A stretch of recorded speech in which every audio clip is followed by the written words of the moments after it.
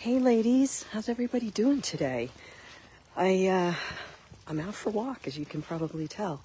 And I know that some of you that have been with me for a while know that she's walking again. I walk all the time, as much as I can.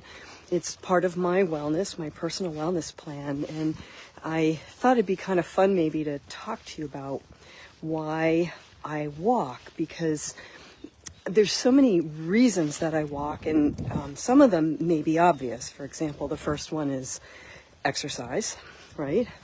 And for me, as you can probably tell, I try to walk as briskly as I can so I can, run my heart rate up a little bit and get some exercise, make it a little bit aerobic. So that's probably the most obvious one for everybody. But the other thing that I do this for is it moves my lymphatic fluid. And lymphatic fluid is part of a massive detox channel in the body. And unlike the blood, which has the heart to move it, lymph doesn't move on its own. It needs to have help. So one of the ways that we do that is we literally move. And so you'll often hear me say, move your lymph. And that's what I mean. And just the nature of walking, kind of that little bit of bouncing, the impact of my kind of heel-toe action does create this movement in my body that helps the lymph to move. So,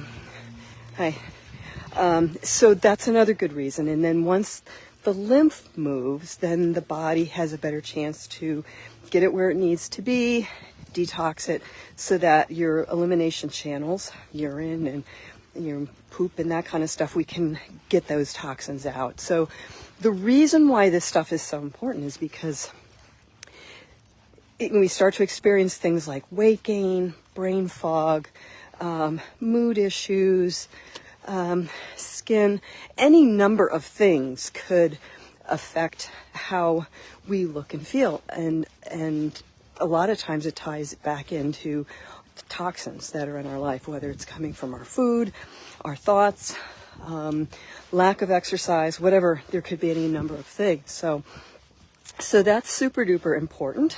Hey Anna, thanks for dropping by. We're talking about walking today. The next thing, and I haven't talked about this too much lately, it's gotten on my radar, is walking because it's a weight-bearing exercise. And so many of you know I'm 61. And I am at that age where I'm constantly worried, and I have been for many years now, as to what do I need to do to keep my wellness up so that I can age more gracefully. And so really pretty much everything that I do is about making sure that I'm building for the future. Long-term wellness is not something that we just wake up and have. We have to earn it. And as I've gotten older, I will tell you guys more about this in the near future, but I recently had a DEXA scan done, and I was really surprised. DEXA is where they measure your bone density for potential of future breaks and whatnot. And the good news for me is I have tended to be active, weightlifting and walking and whatnot, but what was really alarming to me is that I had started to really lose some bone density from a previous DEXA that I had done many years ago. So by walking, it does become a weight-bearing activity for at least the lower part of my body. And, just the nature of walking forces us to balance, all the little muscles and bones and things that are in our body that allow us to walk that we take for granted. But all those things have to fire off and keep us balanced and whatnot. So all of those things are good for the bones, good for the muscles, ties back into the exercise. The next thing is the mood.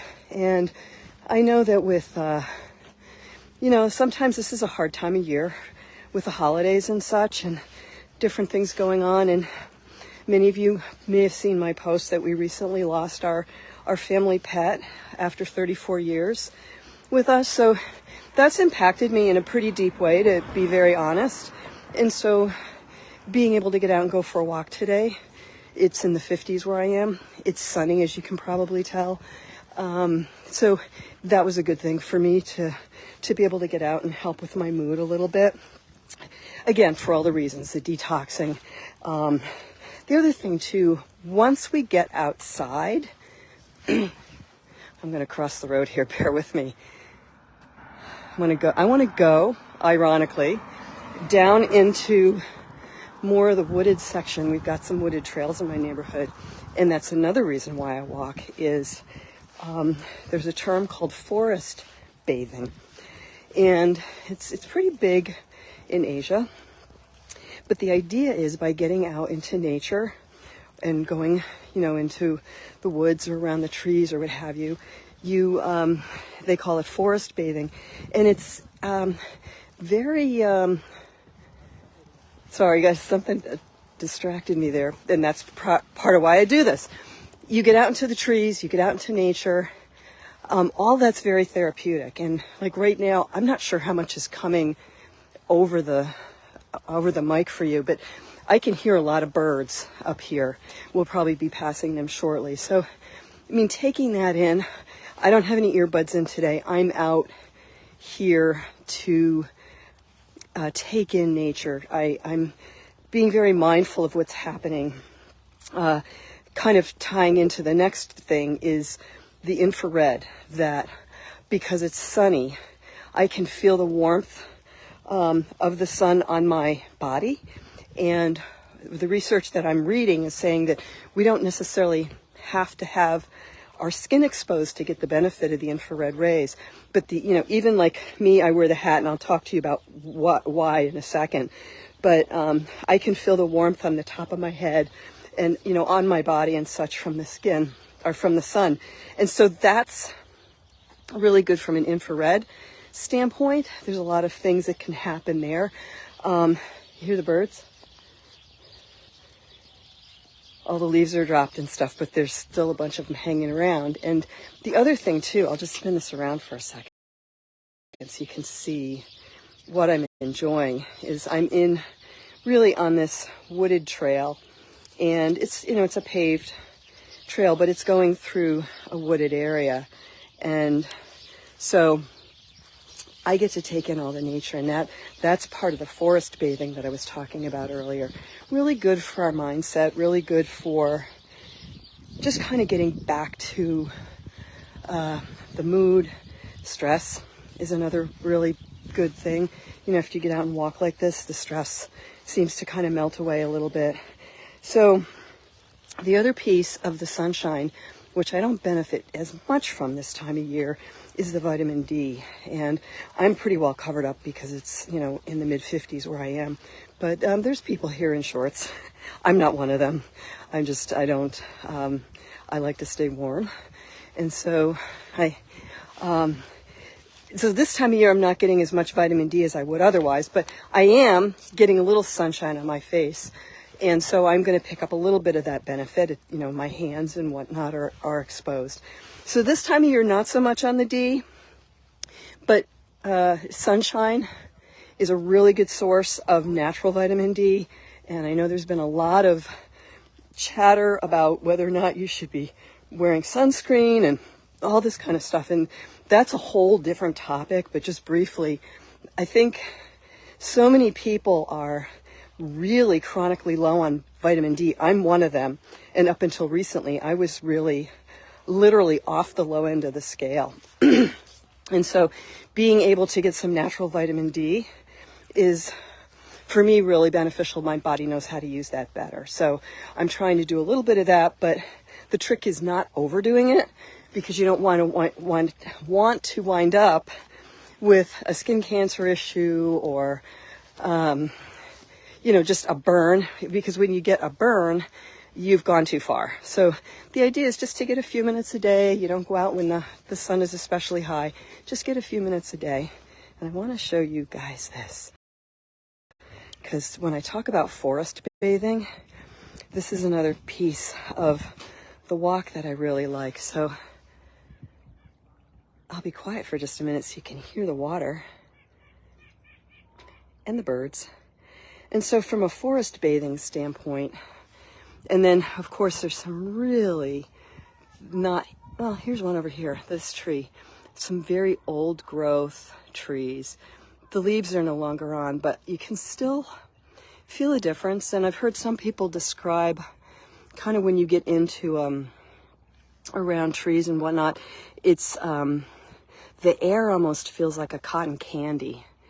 And I have noticed that too. But again, you need to be mindful of it and take the time to notice. And that's one of the reasons why, sometimes when I come out for my walks, it's more of kind of a task type of let's go and, get the walk done, and maybe I'll listen to a book or a podcast or something like that. And then other times like today, I just knew I needed a little bit of a mental break. I knew I needed the exercise and all of the other things that I'm talking about. So coming out here and taking advantage of all of this going on, it's basically free to us. So it's a really easy thing to do. And as far as, what do I need when I walk? I will oftentimes wear a hat and something with a visor on it. And the reason I do that is I want to protect my eyes from the sun getting in there directly. But what I really like to do is take my glasses off and stow them. And you can only do this, obviously, if you can see well enough. So don't take your glasses off so, you don't want to create a trip situation. But what I'm also doing right now is I'm allowing the sun, natural sunlight helps to reset the melatonin cycles in the body. And so melatonin is one of the things that helps us to sleep at the right time. And so, so many people are saying to me, well, I'm having a hard time sleeping or staying asleep or getting to sleep. By getting out and getting some natural daylight, it helps to reset that melatonin cycle. So right now, my body is saying, oh yeah, okay, it's daytime. Instead, where we're inside so much under artificial lighting or even fluorescent lighting, we don't have the advantage of the natural daylight, and you don't get that melatonin reset. So because of Docky and stuff, as I mentioned, I haven't been sleeping as well. And so I thought, you know what, I want to go out today, and I checked the weather for the next couple of days, and today was the better day. So I was like, okay, you know what, I know I need to do some grocery shopping later, but I am going to get out there while the weather's mild and while I can get all these benefits, because I need help resetting my sleep cycle. And doing that by being outside and doing all these, good things that I've been talking about.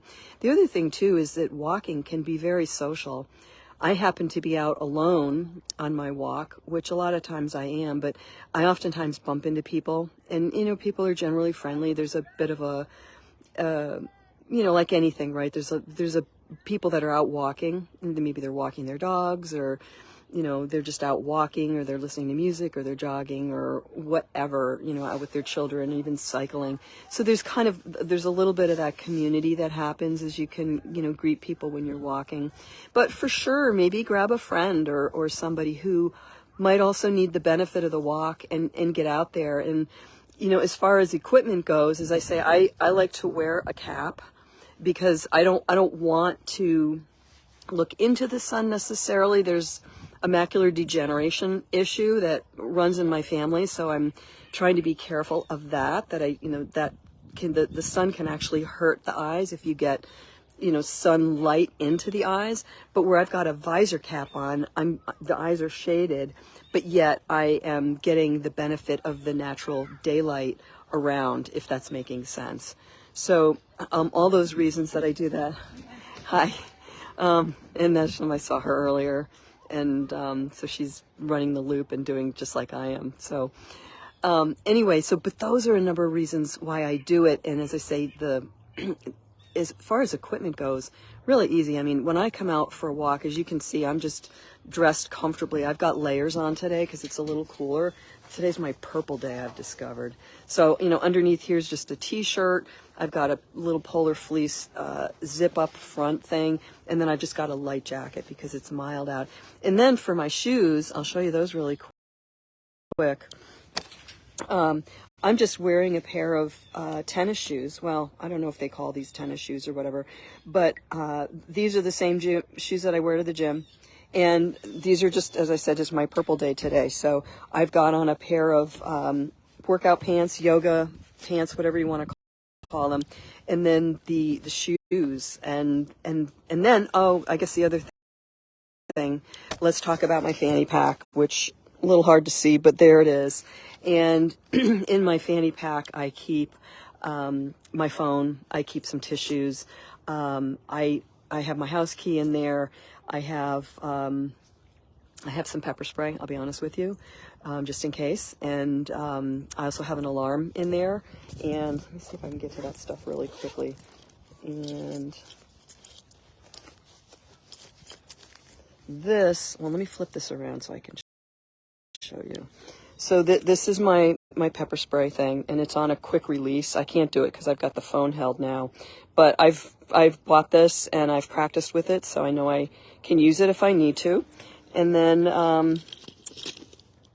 oh, there's some cough drops in here. I am looking for the alarm. Where did my little alarm go?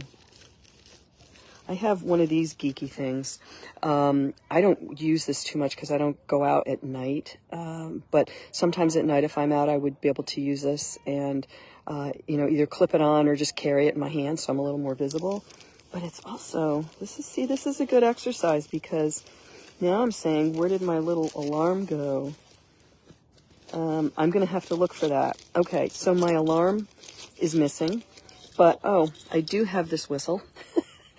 So this is kind of like the inside. I'm telling you, like more than the 8 reasons, but because I'm a walker and because I walk in the woods and because I tend to walk alone, I also like to make sure I have things on me, and I'm going to have to look for that little alarm. But the alarm is just this little handheld thing. It's like about that big around. And I generally have it clipped on the outside, on my bag here. Let me flip this around again. So on my fanny pack, there's different clips. This is a pack safe, so somebody can't slice it and all. So it's great for travel, but I find I love it for my walk. And normally what I'll do is I'll clip the alarm to this, but for some reason, here's my Kleenexes. For some reason, it's missing. So it kind of tells me that maybe I used the fanny pack for a day trip or something and just felt like I needed to get the alarm out of there. I need to find it again. But anyway, it just gives me a chance to press on that button. And so I try to keep that stuff kind of on board and easy to get to. So if I have any problem, whether it be with an animal or somebody else, God forbid, at least I've got some gear on me. And then I always tell my husband, hey, I'm headed out and I'm, doing one of my loops. But anyway, that's kind of what I wanted to share. I'd be interested to know if, any of these were kind of new or different for you in terms of why I walk. I think that's probably like 9 different reasons why I walk. And so for me, I don't need a membership to do this. I can just go anytime I want. And if I have 20 minutes to walk, I would go out for 10 and then back for 10. I tend to like to go for somewhere between 30 and 40 minutes when I go. Do whatever you can do. If you can only get started, and I know sometimes people tell me they've been ill or whatnot, and maybe they've been even bedridden and they're just kind of getting going again. Do whatever you can do. It might mean just getting up and going for a walk to the kitchen and back, and maybe going out to get the mail and back, and then just add to your steps as you go and work your way up to it. And, if you've got a medical situation, get with your doc and find out what you're able to do. Get yourself a comfortable pair of walking shoes and dress in some layers like I've got going here. And just get out there and move your body, because there's so many advantages, and so many of the things that are tied to aging well are tied to just some of the basic things that we maybe take for granted or don't think they're important. So moving our body, getting some exercise, eating the right foods that aren't going to add more toxins to our body, and being able to pick those foods out and prepare them in a way that, basically what I try to do is anything that I'm doing, I try to maximize my wellness. And wherever there's a decision, I try to make the decision on behalf of my wellness. Now, does that mean I'm living that way all the time? No. Most of the time what it is my rule of thumb is 90-10. So I practice 90% for my health and 10% for fun. And so with that rule of thumb, and frankly, I try to go closer to 95.5. Sometimes when I start off with my clients, we kind of find out where you're at, and you might start at 70 or 50/50, figure out where you are, and then start there and do your personal best and grow from there. So those are just some things I wanted to share with you, and I hope everybody's having a great holiday weekend wherever you are in the world, and that you're able to maybe get out and enjoy some sunshine, enjoy some friendship and time with family and friends, and enjoy nature a little bit, and just, everything that getting out and going for a walk has to offer. I just feel better being out, and now the fresh air, the sunshine, all of the things that I talked to you about are just really helpful for me, and I'm grateful that I was able to do this today. Tomorrow it's going to be a little cooler, and it's also going to be rainy, so maybe I'll go for a walk, maybe not. It might be an inside thing on a treadmill or something else, or maybe I'll just chillax. We'll see. But today I know that if I got out in the sun and walked, that I could increase the benefits of getting the Mother Nature piece in there. So thank you for dropping by. Drop me an emoji if you've watched this, or drop me a comment if you've watched the replay. I'd love to know what you guys think if you're walking. And I hope to catch you out here another time. So bye for now, and I will catch you next time. Thanks for dropping by. Take care.